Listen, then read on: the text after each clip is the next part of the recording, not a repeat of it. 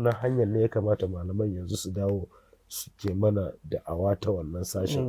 Ba amfani da social media duk duniya take kallon abin da kake yi. Ya kamata ka kira shi ta hanyar ilimi, ta hanyar hikima, ta hanyar tausayawa. Tunda ku a matsayin ku na malamai tamkar high tension ɗinmu ne da take supplying wuta daga nan zuwa nan, daga transformer zuwa wannan transformer.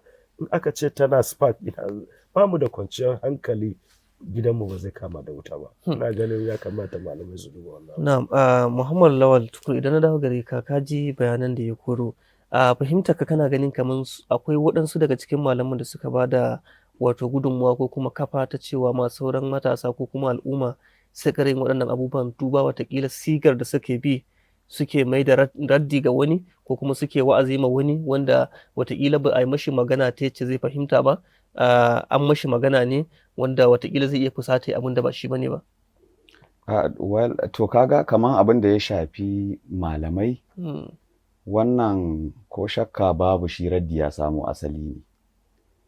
Tun daga magabata in abu ya zo ta fuskar ilimi, wani ga abin da ya fahimta, to dole a nemi sahihin ilimi wanda ya tabbatar da waɗannan abubuwa.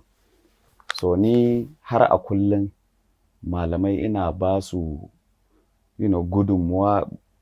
gudunmuwa ta jin daɗi, ma'ana ta irin abubuwan da suke kana ba su goyon baya ta abubuwan da suke